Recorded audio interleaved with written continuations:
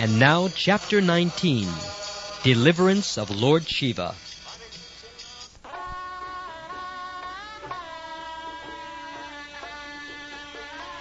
As a great devotee of Krishna, King Pariksit was already liberated. But for clarification, he was asking various questions of Shukdev Goswami. In the previous chapter, King Parikshit's question was, what is the ultimate goal of the Vedas? And Shukdev Goswami explained the matter, giving authoritative descriptions from the disciplic succession, beginning with Sanandan down to Narayan Rishi, Narad, Vyasdev, and then he himself. The conclusion was that devotional service, or bhakti, is the ultimate goal of the Vedas. A neophyte devotee may question if the ultimate goal of life, or the conclusion of the Vedas, is to elevate oneself to the platform of devotional service, then why is it observed that a devotee of Lord Vishnu is generally not very prosperous materially, whereas a devotee of Lord Shiva is found to be very opulent?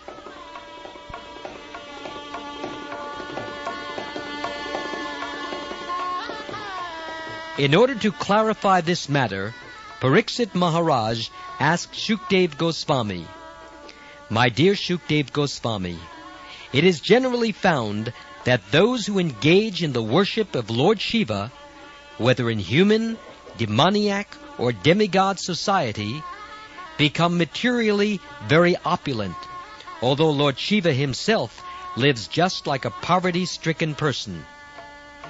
On the other hand, the devotees of Lord Vishnu, who is the controller of the goddess of fortune, do not appear very prosperous, and sometimes they are even found living without any material opulence at all. Lord Shiva lives underneath a tree or in the snow of the Himalayan mountains. He does not even construct a house for himself. But still, the worshippers of Lord Shiva are very rich. Krishna, or Lord Vishnu, however, lives very opulently, whether in Vaikuntha or in this material world, but his devotees appear poverty-stricken. Why is this so?"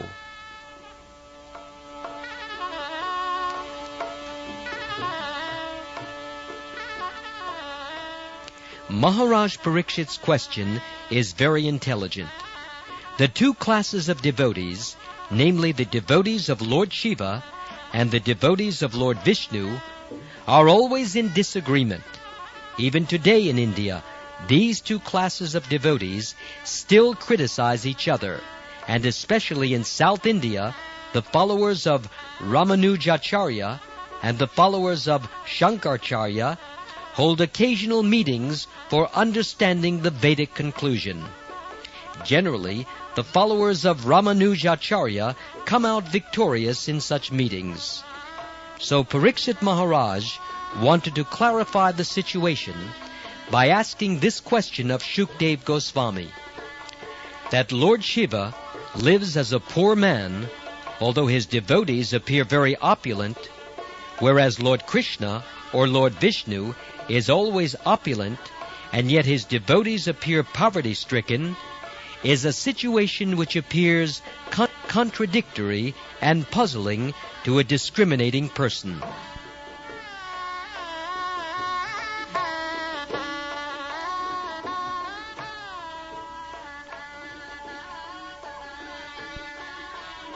Replying to King Parikshit's inquiry, Shukdev Goswami said that Lord Shiva is the master of the material energy. The material energy is represented by goddess Durga, and because Lord Shiva happens to be her husband, goddess Durga is completely under his subjugation. Thus Lord Shiva is understood to be the master of this material energy. The material energy is manifested in three qualities, namely goodness, passion, and ignorance, and therefore Lord Shiva is the master of these three qualities. Although he is in association with these qualities for the benefit of the conditioned soul, Lord Shiva is the director and is not affected.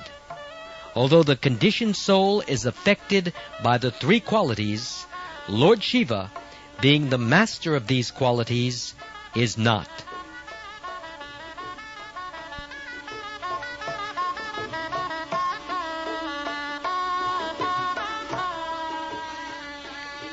From the statements of Shukdev Goswami, we can understand that the effects of worshipping different demigods are not, as some less intelligent persons suppose, the same as the effects of worshipping Lord Vishnu.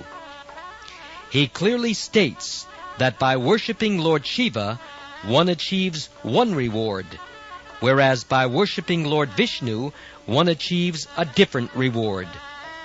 This is also confirmed in the Bhagavad Gita. Those who worship the different demigods achieve the desired results the respective demigods can reward. Similarly, those who worship the material energy receive the suitable reward for such activities, and those who worship the Pitas receive similar results. But those who engage in devotional service or worship the Supreme Lord Vishnu or Krsna go to the Vaikuntha planets or Krishna Loka. One cannot approach the transcendental region or Paravayoma, the spiritual sky, by worshipping Lord Shiva or Brahma or any other demigod.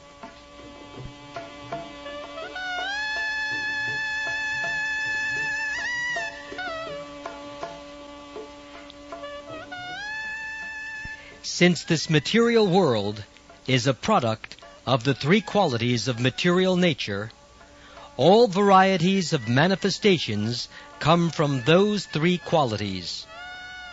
With the aid of materialistic science, modern civilization has created many machines and comforts, yet they are only varieties of the interactions of the three material qualities.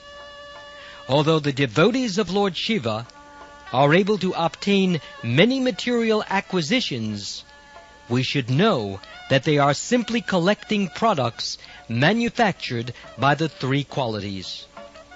The three qualities are again subdivided into 16, namely the 10 senses, 5 working senses, and 5 knowledge-acquiring senses, the mind, and the 5 elements, earth, water, air, fire, and sky.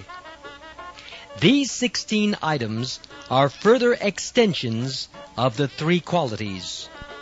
Material happiness or opulence means gratification of the senses, specifically the genitals, the tongue, and the mind.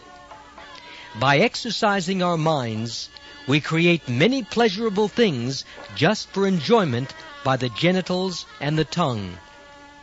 The opulence of a person within this material world is estimated in terms of his exercise of the genitals and the tongue, or in other words, how well he is able to utilize his sexual capacities, and how well he is able to satisfy his fastidious taste by eating palatable dishes.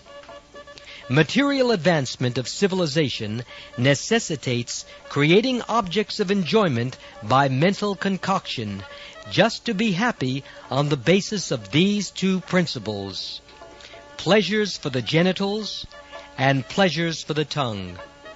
Herein lies the answer to King Parikshit's question to Shukdev Goswami as to why the worshippers of Lord Shiva are so opulent.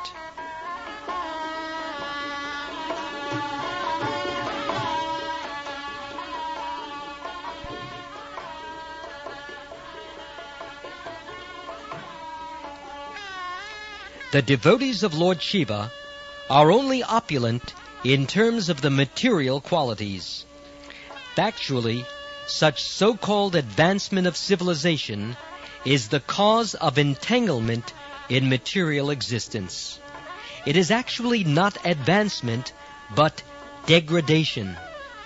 The conclusion is that because Lord Shiva is the master of the three qualities, his devotees are given things manufactured by the interactions of these qualities for the satisfaction of the senses.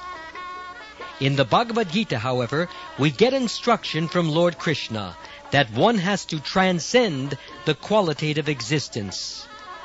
Nishtragunyo Bhavarjana. The mission of human life is to become transcendental to the three qualities. Unless one is Nishtragunya, he cannot get free from material entanglement. In other words, favors received from Lord Shiva are not actually beneficial to the conditioned souls, although such facilities seem opulent.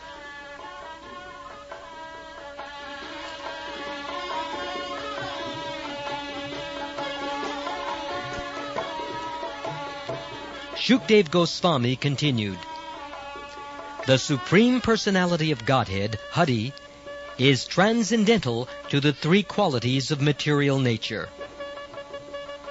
It is stated in the Bhagavad Gita that anyone who surrenders unto him surpasses the control of the three qualities of material nature. Therefore, since Hari's devotees are transcendental to the control of the three material qualities, certainly he himself is transcendental. It is stated, therefore, in the Srimad Bhagavatam that Hari, or Krishna, is the original Supreme Personality. There are two kinds of prakritis, or potencies, namely the internal potency and the external potency, and Krishna is the overlord of both. He is Sarvadrik, or the overseer of all the actions of the internal and external potencies. And he is also described as Upadrashta, the supreme advisor. Because he is the supreme advisor, he is above all the demigods who merely follow the directions of the supreme advisor. As such, if one directly follows the instructions of the Supreme Lord, as inculcated in the Bhagavad Gita and the Srimad Bhagavatam, then one gradually becomes nirguna, or above the interactions of the material qualities. To be nirguna means to be bereft of material opulences, because, as we have explained, material opulence means an increase of the actions and reactions of the three material qualities. By worshiping the Supreme Personality of Godhead, instead of being puffed up with material opulences, one becomes enriched with spiritual advancement of knowledge in Krishna consciousness. To become nirguna means to achieve eternal peace, fearlessness, religiousness, knowledge, and renunciation. All these are symptoms of becoming free from the contamination of the material qualities.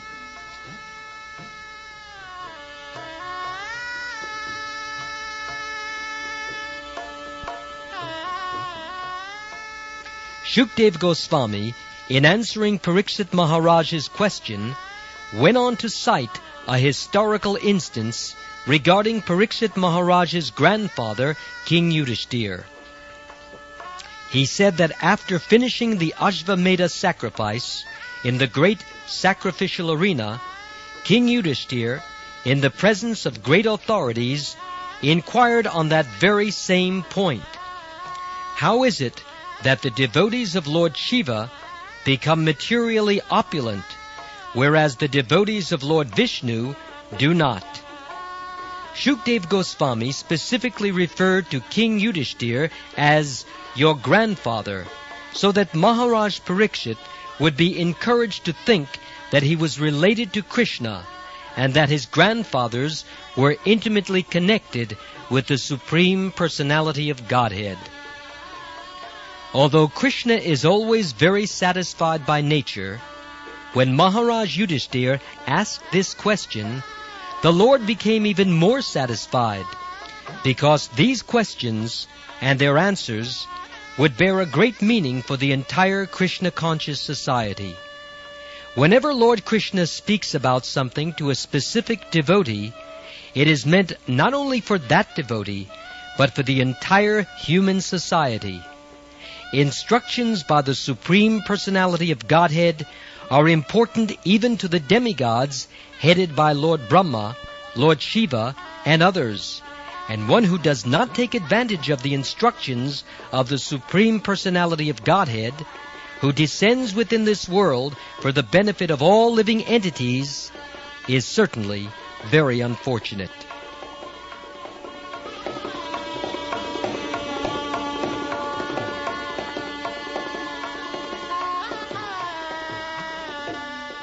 Lord Krishna answered the question of Maharaj Yudhishthira as follows: If I especially favor a devotee and especially wish to care for him, the first thing I do is take away his riches. When the devotee becomes a penniless pauper or is put into a comparatively poverty-stricken position, his relatives and family members no longer take interest in him, and in most cases they give up their connection with him. The devotee then becomes doubly unhappy. First of all, he becomes unhappy because his riches have been taken away by Krishna, and he is made even more unhappy when his relatives desert him because of his poverty. We should note, however, that when a devotee falls into a miserable condition in this way, it is not due to past impious activities known as karma pala. The poverty of the devotee is a creation of the personality of Godhead. Similarly, when a devotee becomes materially opulent, that is also not due to his pious activities. In either case, whether the devotee becomes poorer or richer, the arrangement is made by the Supreme Personality of Godhead.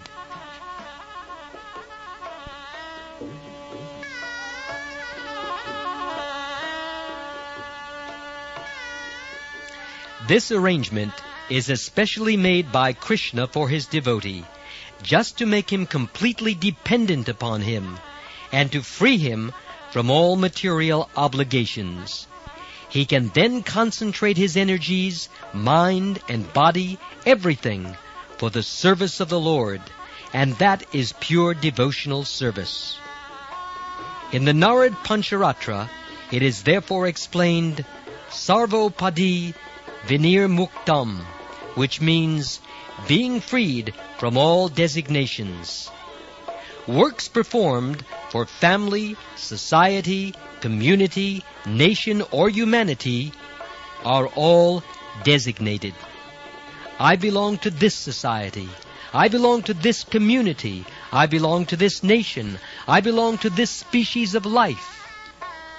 Such identities are all merely designations. When by the grace of the Lord a devotee is freed from all designations, his devotional service is actually Naishkarma. Jnanis are very much attracted by the position of Naishkarma, in which one's actions no longer have material effect. When the devotee's actions are freed from effects, they are no longer in the category of karma palam, or fruitive activities. As explained before by the personified Vedas, the happiness and distress of a devotee are produced by the personality of Godhead, and the devotee therefore does not care whether he is in happiness or in distress. He goes on with his duties in executing devotional service. Although his behavior seems to be subject to the actions and reactions of fruitive activities, he is actually freed from the results of action.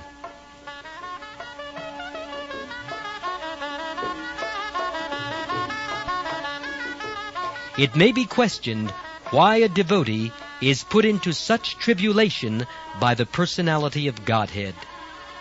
The answer is that this kind of arrangement by the Lord is just like a father's sometimes becoming unkind to his sons, because the devotee is a surrendered soul and is taken charge of by the Supreme Lord.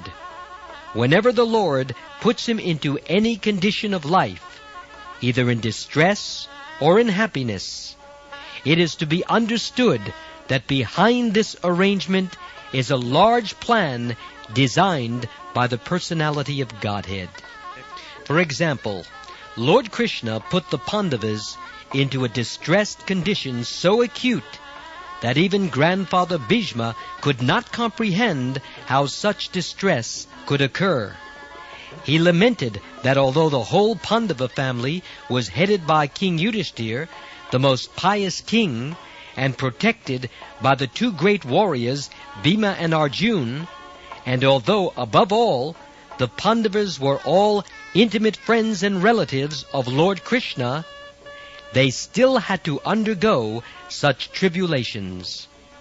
Later, however, it was proved that this was planned by the Supreme Personality of Godhead, Krishna, as part of his great mission to annihilate the miscreants and protect the devotees.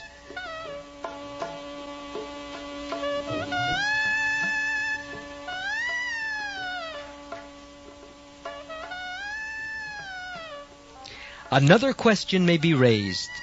Since a devotee is put into different kinds of happy and distressful conditions by the arrangement of the personality of Godhead, and a common man is put into such conditions as a result of his past deeds, then what is the difference? How is the devotee any better than the ordinary karmi? The answer is that the karmis and the devotees are not on the same level. In whatever condition of life the karmi may be, he continues in the cycle of birth and death, because the seed of karma, or fruit of activity, is there, and it fructifies whenever there is an opportunity. By the law of karma, a common man is perpetually entangled in repeated birth and death, whereas a devotee's distress and happiness, not being under the laws of karma, are part of a temporary arrangement by the Supreme Lord, which does not entangle the devotee. Such an arrangement is made by the Lord only to serve a temporary purpose. If a karmi performs auspicious acts, he is elevated to the heavenly planets, and if he acts impiously, he is put into a hellish condition. But whether a devotee acts in a so-called pious or impious manner, he is neither elevated nor degraded, but is transferred to the spiritual kingdom. Therefore, a devotee's happiness and distress and a karmi's happiness and distress are not on the same level.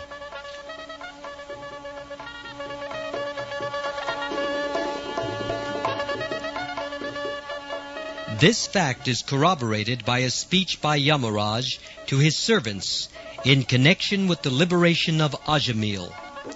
Yamaraj advised his followers that persons who have never uttered the holy name of the Lord, nor remembered the form, quality, and pastimes of the Lord, should be approached by his watchguards. Yamaraj also advised his servants never to approach the devotees. On the contrary, he instructed his messengers that if they meet a devotee, they should offer their respectful obeisances. So there is no question of a devotee's being promoted or degraded within this material world.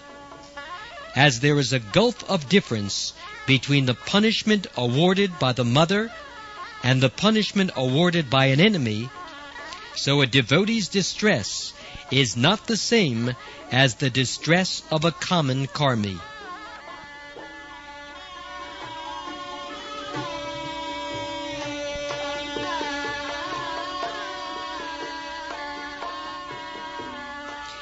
Here another question may be raised.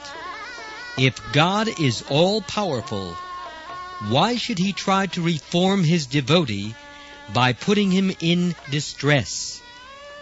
The answer is that when the Supreme Personality of Godhead puts his devotee in distress, it is not without purpose. Sometimes the purpose is that in distress, a devotee's feelings of attachment to Krishna are magnified.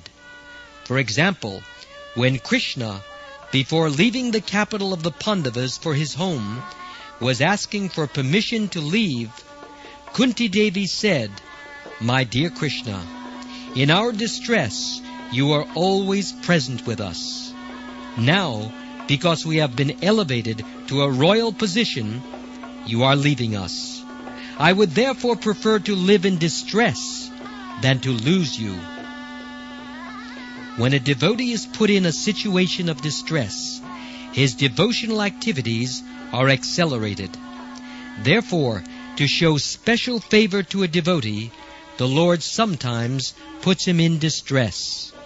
Besides that, it is stated that the sweetness of happiness is sweeter to those who have tasted bitterness. The Supreme Lord descends to this material world just to protect his devotees from distress. In other words, if devotees were not in a distressed condition, the Lord would not have come down. As for his killing the demons or the miscreants, this can be easily done by his various energies, just as many asuras are killed by his external energy, Goddess Durga. Therefore the Lord does not need to come down personally to kill such demons, but when his devotee is in distress, he must come. Lord Nrsingadev appeared not to kill Hiranyakashipu, but to see Prahlad and to give him blessings. In other words, because Prahlad Maharaj was put into very great distress, the Lord appeared.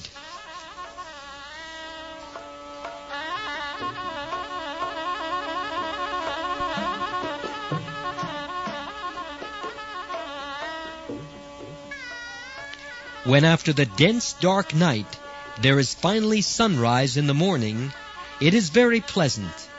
When there is scorching heat, cold water is very pleasant. And when there is freezing winter, hot water is very pleasant. Similarly, when a devotee, after experiencing the condition of the material world, relishes the spiritual happiness awarded by the Lord, his position is still more pleasant and enjoyable. The Lord continued, "When my devotee is bereft of all material riches and is deserted by his relatives, friends, and family members, because he has no one to look after him, he completely takes shelter of the lotus feet of the Lord."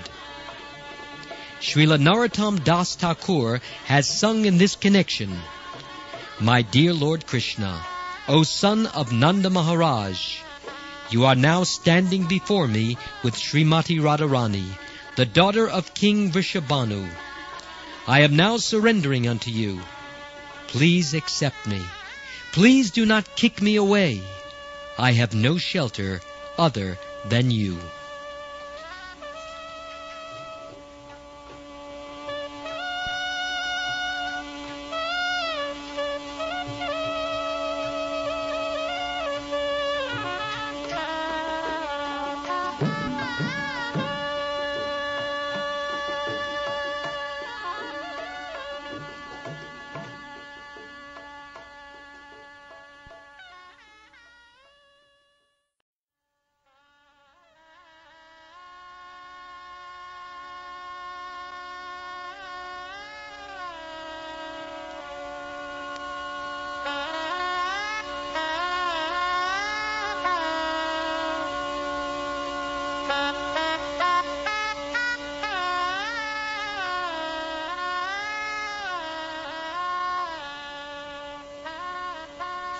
When a devotee is thus put into so-called miserable conditions and bereft of riches and family, he tries to revive his original position of material opulence. But although he tries again and again, Krishna again and again takes away all his resources. Thus he finally becomes disappointed in material activities, and in that stage of frustration in all endeavors, he can fully surrender unto the Supreme Personality of Godhead. Such persons are advised by the Lord from within to associate with devotees. By associating with devotees, they naturally become inclined to render service to the Personality of Godhead, and they immediately get all facilities from the Lord to advance in Krishna consciousness. The non-devotees, however, are very careful about preserving their material condition of life. Generally, therefore, such non-devotees do not come to worship the Supreme Personality of Godhead, but worship Lord Siva or other demigods for immediate material profit. In the Bhagavad Gita it is said, therefore, Kangshanta karmanam siddham yajanta iha devata. The karmis, in order to achieve success within this material world, worship the various demigods. It is also stated by Lord Krishna that those who worship the demigods are not mature in their intelligence. The devotees of the Supreme Personality of Godhead, therefore, because of their strong attachment for Him, do not foolishly go to the demigods.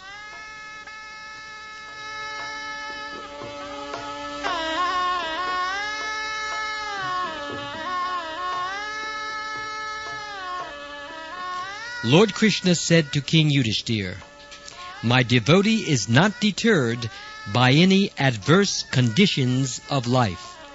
He always remains firm and steady. Therefore I give myself to him, and I favor him, so that he can achieve the highest success of life." The mercy bestowed upon the tried devotee by the Supreme Personality is described as Brahman, which indicates that the greatness of that mercy can be compared only to the all-pervasive greatness. Brahman means unlimitedly great and unlimitedly expanding. That mercy is also described as Param, for it has no comparison within this material world. And it is also called Shukshmam, very fine. Not only is the Lord's mercy upon the tried devotee great and unlimitedly expansive, but it is of the finest quality of transcendental love between the devotee and the Lord. Such mercy is further described as Chinmatram, completely spiritual. The use of the word matram indicates absolute spirituality with no tinge of material qualities. That mercy is also called Sat, eternal, and Anantakam, unlimited. Since the devotee of the Lord is awarded such unlimited spiritual benefit, why should he worship the demigods? A devotee of Krishna does not worship Lord Shiva or Brahma or any other subordinate demigod. He completely devotes himself to the transcendental loving service of the Supreme Personality of Godhead.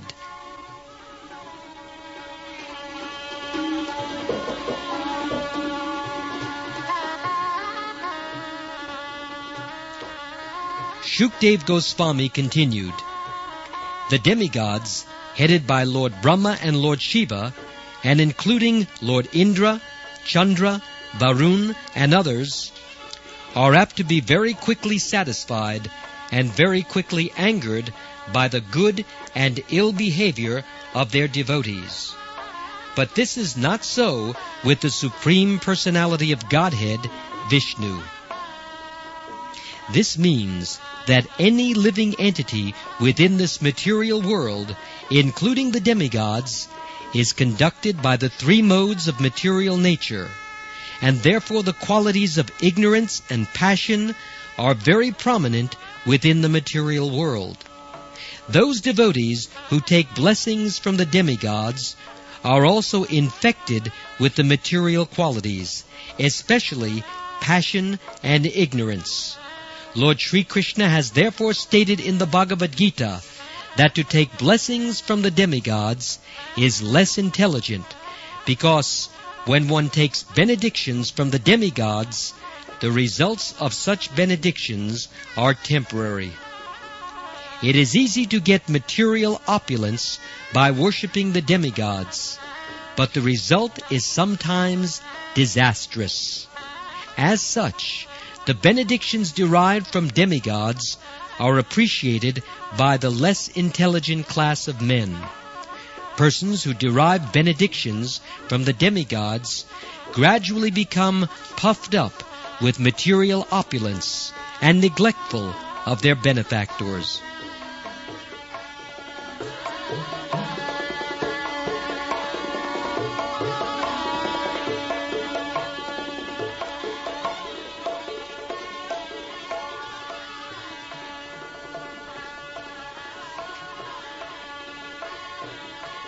Shukdev Goswami addressed King Parikshit thus: My dear King, Lord Brahma, Lord Vishnu, and Lord Siva, the principal trio of the material creation, are able to bless or curse anyone. Of this trio, Lord Brahma and Lord Siva are very easily satisfied, but also very easily angered. When satisfied, they give benedictions without consideration, and when angry, they curse the devotee without consideration. But Lord Vishnu is not like that. Lord Vishnu is very considerate. Whenever a devotee wants something from Lord Vishnu first considers whether such a benediction will ultimately be good for the devotee. Lord Vishnu never bestows any benediction which will ultimately prove disastrous to the devotee. By his transcendental nature, he is always merciful. Therefore, before giving any benediction, he considers whether it will prove beneficial for the devotee. Since the Supreme Personality of Godhead is always merciful, even when it appears that he has killed a demon, or even when he apparently becomes angry toward a devotee, his actions are always auspicious. The Supreme Personality of Godhead is therefore known as all good. Whatever he does is good.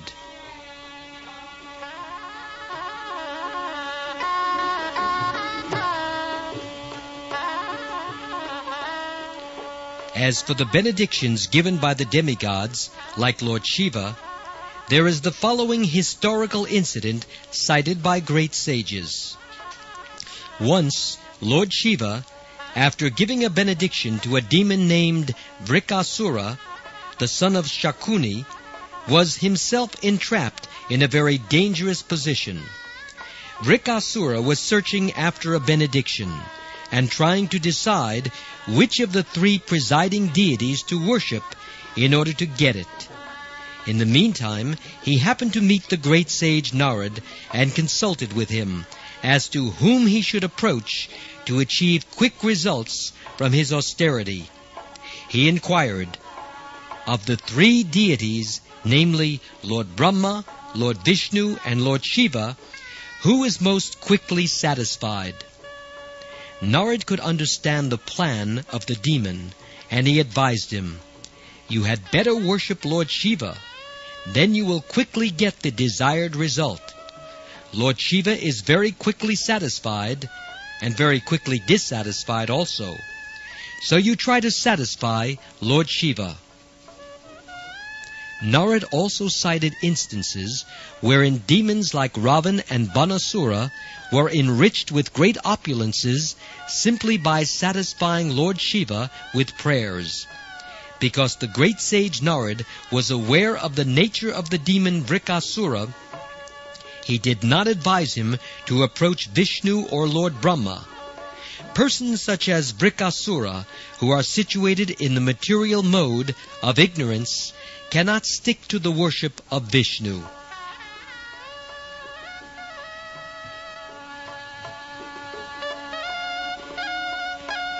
After receiving instruction from Narad, the demon Vrikasura went to Kedarnath. The pilgrimage site of Kedarnath still exists near Kashmir.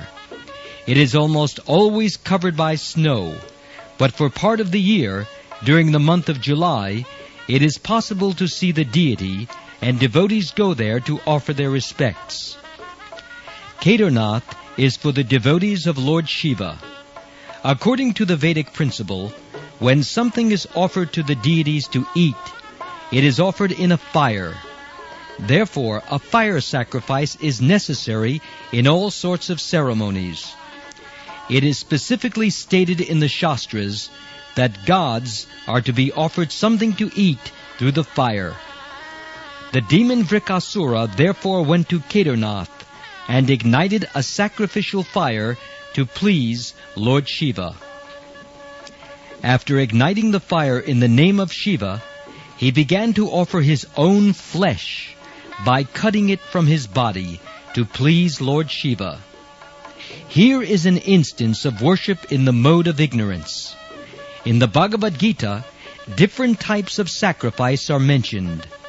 Some sacrifices are in the mode of goodness, some are in the mode of passion, and some are in the mode of ignorance. There are different kinds of tapasya and worship, because there are different kinds of people within this world. But the ultimate tapasya, Krishna consciousness, is the topmost yoga and the topmost sacrifice. As confirmed in the Bhagavad Gita, the topmost yoga is to think always of Lord Krishna within the heart, and the topmost sacrifice is to perform the Sankirtan Yajna.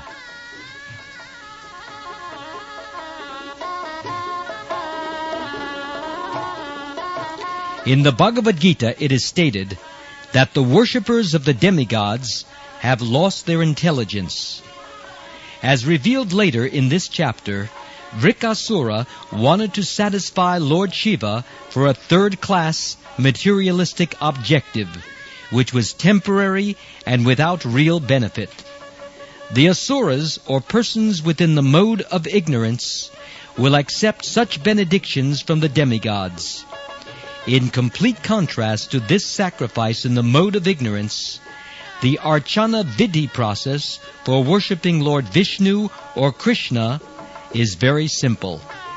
Lord Krishna says in the Bhagavad Gita that he accepts from his devotees even a little fruit, a flower, or some water, which can be gathered by any person, rich or poor. Of course, those who are rich are not expected to offer only a little water, a little piece of fruit, or a little leaf to the Lord. A rich man should offer according to his position. But if the devotee happens to be a very poor man, the Lord will accept even the most meager offering. The worship of Lord Vishnu or Krishna is very simple, and it can be executed by anyone in this world. But worship in the mode of ignorance, as exhibited by Vrikasura, is not only very difficult and painful, but is also a useless waste of time. Therefore, Bhagavad Gita says that the worshippers of the demigods are bereft of intelligence. Their process of worship is very difficult, and at the same time, the result obtained is flickering and temporary.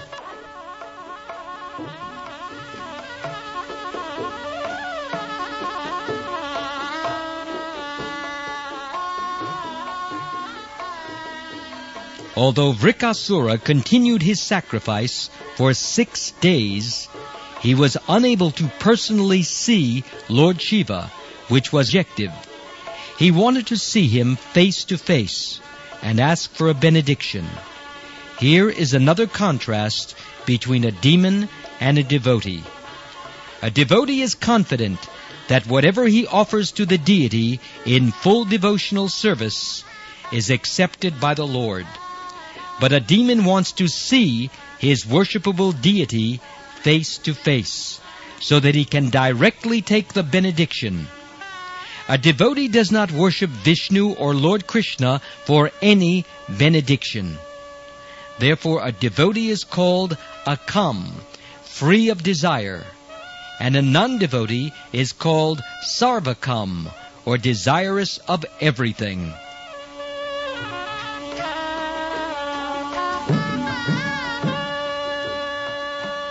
On the seventh day, the demon Vrikasura decided that he should cut off his head and offer it to satisfy Lord Shiva.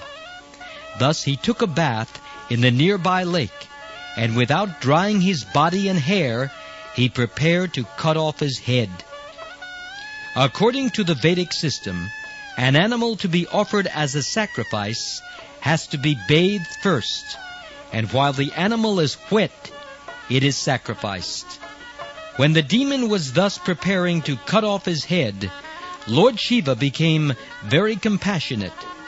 This compassion is a symptom of the quality of goodness. Lord Shiva is called Trilinga. Therefore, his manifestation of the nature of compassion is a sign of the quality of goodness. This compassion, however, is present in every living entity. The compassion of Lord Shiva was aroused because the demon was offering his flesh to the sacrificial fire. This is natural compassion. Even if a common man sees someone preparing to commit suicide, it is his duty to try to save him. He does so automatically. There is no need to appeal to him.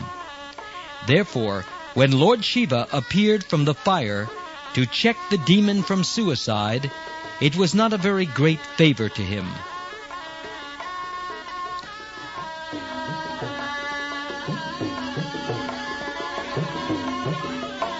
Lord Shiva's touch saved the demon from committing suicide. His bodily injuries immediately healed, and his body became as it was before. Then Lord Shiva told the demon, "My dear Vrikasura, you do not need to cut off your head. You may ask from me any benediction you like, and I shall fulfill your desire. I do not know why you wanted to cut off your head to satisfy me. I become satisfied even by an offering of a little water." Actually, according to the Vedic process, the Shiva Linga in the temple, or the form of Lord Shiva in the temple, is worshipped simply by offering Ganges water, because it is said that Lord Shiva is greatly satisfied when Ganges water is poured upon his head. Generally, devotees offer Ganges water and the leaves of the Bilva tree, which are especially meant for offering to Lord Shiva and the goddess Durga. The fruit of this tree is also offered to Lord Shiva.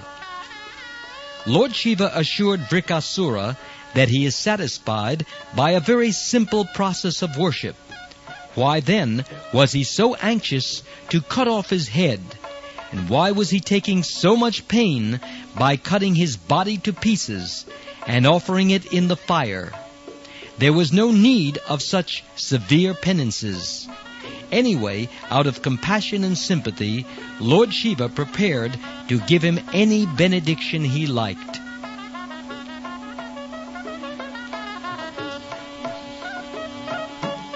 When the demon was offered this facility by Lord Shiva, he asked for a fearful and abominable benediction. The demon was very sinful, and sinful persons do not know what sort of benediction should be asked from the deity. Therefore, he asked Lord Shiva to be blessed with such power that as soon as he would touch anyone's head, it would immediately crack, and the man would die. The demons are described in the Bhagavad Gita as Duskritis, or miscreants. Kriti means very meritorious, but when Dush is added, it means abominable. instead of surrendering unto the Supreme Personality of Godhead, the Dushkritis worship different demigods to derive abominable material benefits. Sometimes such demons as material scientists discover lethal weapons. They cannot show their meritorious power by discovering something which can save man from death. Instead, they discover weapons which accelerate the process of death. Because Lord Shiva is powerful enough to give any benediction, the demon could have asked of him something beneficial for human society. But for his personal interest, he asked that anyone whose head would be touched by his hand would at once die.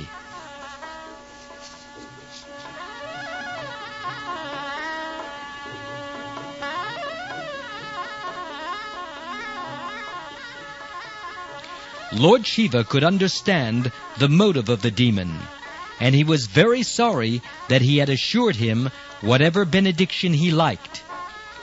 He would not withdraw his promise, but he was very sorry in his heart that he was to offer him a benediction so dangerous to human society.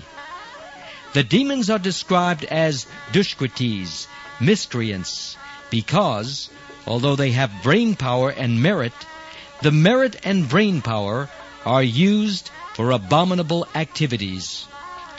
Sometimes, for example, the materialistic demons discover a lethal weapon. The scientific research for such a discovery certainly requires a very good brain. But instead of discovering something beneficial to human society, they discover something to accelerate the death which is already assured to every man. Similarly, Vrikasura, instead of asking Lord Shiva for something beneficial to human society, asked for something very dangerous to human society. Therefore, Lord Shiva felt sorry within himself. Devotees of the personality of Godhead, however, never ask any benediction from Lord Vishnu or Krishna, and even if they ask something from the Lord, it is not at all dangerous for human society. That is the difference between the demons and the devotees, or the worshippers of Lord Shiva and the worshippers of Lord Vishnu.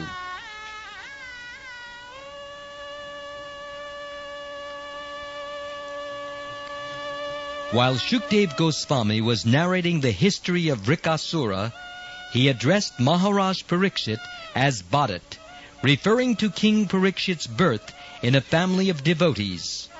Maharaj Parikshit was saved by Lord Krishna while in his mother's womb. Similarly, he could have asked Lord Krishna to save him from the curse of the Brahmin, but he did not do so. The demon, however, wanted to become immortal by killing everyone with the touch of his hand. Lord Shiva could understand this, but because he had promised, he gave him the benediction. The demon, however, being very sinful, immediately decided that he would use the benediction to kill Lord Shiva and take away Gauri or Parvati, his wife, for his personal enjoyment. He immediately decided to place his hand on the head of Lord Shiva. Thus Lord Shiva was put into an awkward position because he was endangered by his own benediction to a demon. This is also another instance of a materialistic devotees misusing the power derived from the demigods.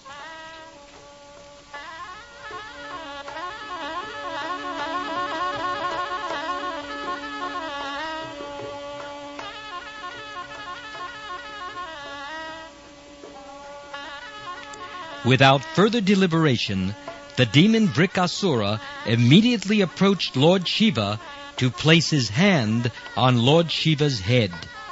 Lord Shiva was so afraid of him that his body trembled, and he fled from the land to the sky, and from the sky to other planets, until he reached the limits of the universe above the higher planetary systems.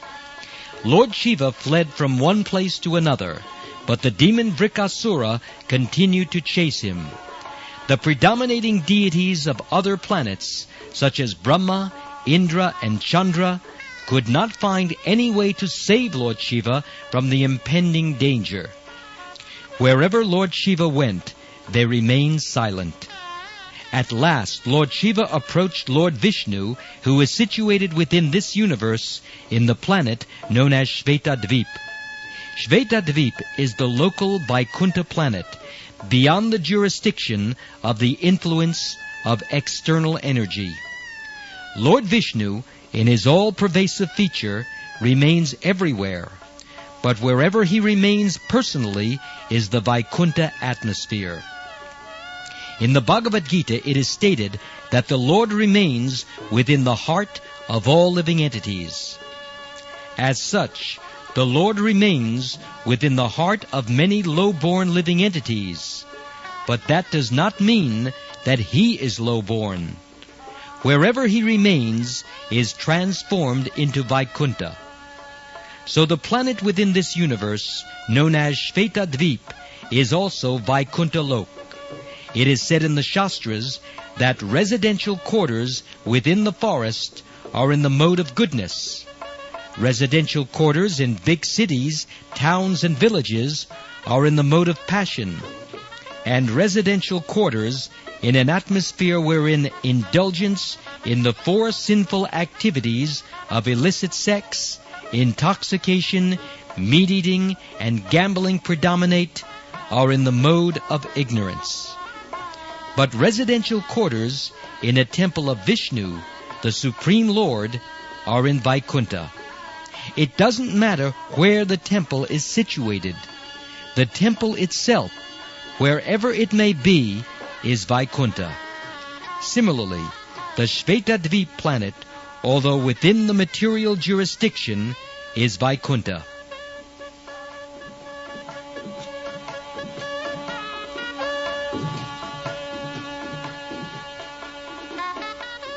Lord Shiva finally entered Shvetadvip, Vaikuntha. In Shvetadvip, there are great saintly persons who are completely freed from the envious nature of the material world and are beyond the jurisdiction of the four principles of material activity, namely religiosity, economic development, sense gratification, and liberation. Anyone who enters into that Vaikuntha planet never returns to this material world. Lord Narayan is celebrated as a lover of his devotees, and as soon as he understood that Lord Shiva was in great danger, he appeared as a brahmachari and personally approached Lord Shiva to receive him from a distant place. The Lord appeared as a perfect brahmachari, with a belt around his waist, a sacred thread, a deerskin, a brahmachari stick, and Rodra beads. Rodra beads are different from Tulsi beads. Rodra beads are used by the devotees of Lord Shiva. Dressed as a brahmachari, Lord Narayan stood before Lord Shiva. The shining effulgence emanating from his body attracted not only Lord Shiva, but also the demon Vrikasura.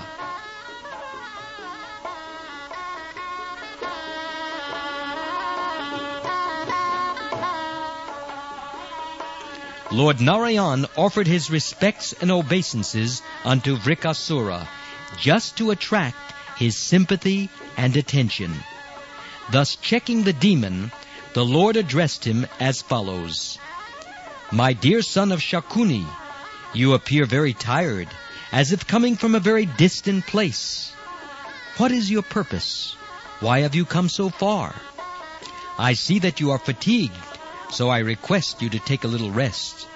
You should not unnecessarily tire your body.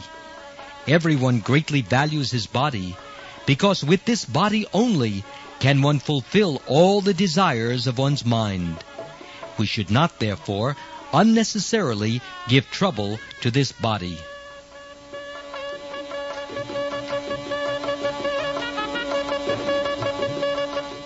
the brahmachari addressed Brikasura as the son of Shakuni, just to convince him that he was known to his father Shakuni. Brikasura then took the brahmachari to be someone known to his family, and therefore the brahmachari's sympathetic words appealed to him. Before the demon could argue that he had no time to take rest, the Lord informed him about the importance of the body, and the demon was convinced.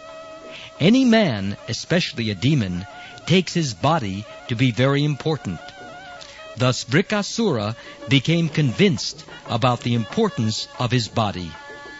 Then, just to pacify the demon, the brahmachari told him, "My dear Lord, if you think you can disclose the mission for which you have taken the trouble to come here, maybe I shall be able to help you so that your purpose will be easily served." Indirectly, the Lord informed him that because the Lord is the Supreme Brahman, he would certainly be able to adjust the awkward situation created by Lord Shiva.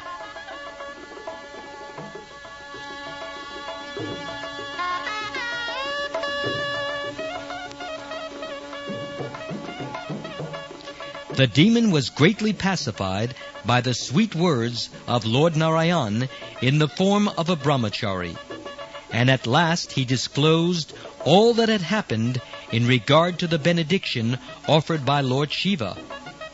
The Lord replied to the demon as follows: "I myself cannot believe that Lord Shiva has in truth given you such a benediction. As far as I know, Lord Shiva is not in a sane mental condition. He had a quarrel with his father-in-law Daksha, and he has been cursed to become a pisacha or ghost. Thus he has become the leader of the ghosts and hobgoblins. Therefore, I cannot put any faith in his words. But if you still have faith in the words of Lord Shiva, my dear king of the demons, then why don't you make an experiment by putting your hand on your own head? If the benediction proves false, then you can immediately kill this liar, Lord Shiva, so that in the future he will not dare give out false benedictions."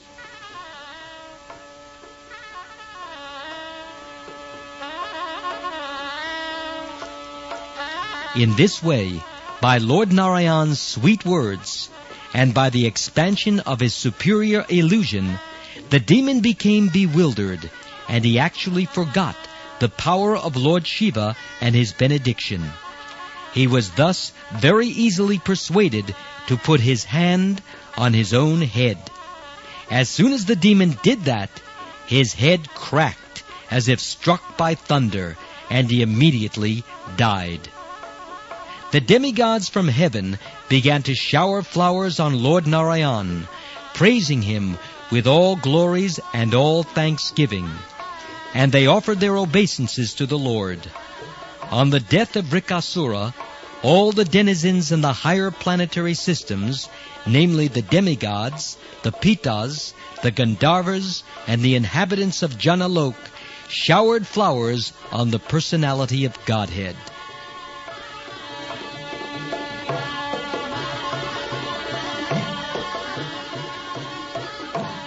Thus Lord Vishnu, in the form of a brahmachari, released Lord Shiva from the impending danger and saved the whole situation.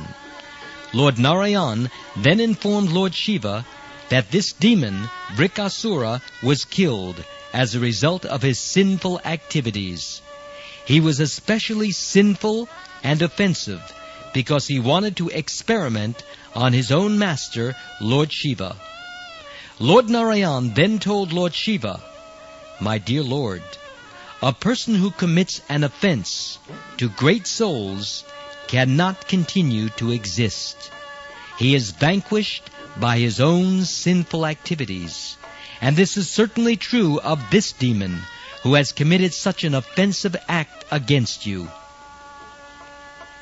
Thus, by the grace of the Supreme Personality of Godhead, Narayan, who is transcendental to all material qualities, Lord Shiva was saved from being killed by a demon. Anyone who hears this history with faith and devotion is certainly liberated from material entanglement, as well as from the clutches of his enemies. Thus ends the Bhaktivedanta purport of the 3rd volume, 19th chapter of Krsna, Deliverance of Lord Shiva.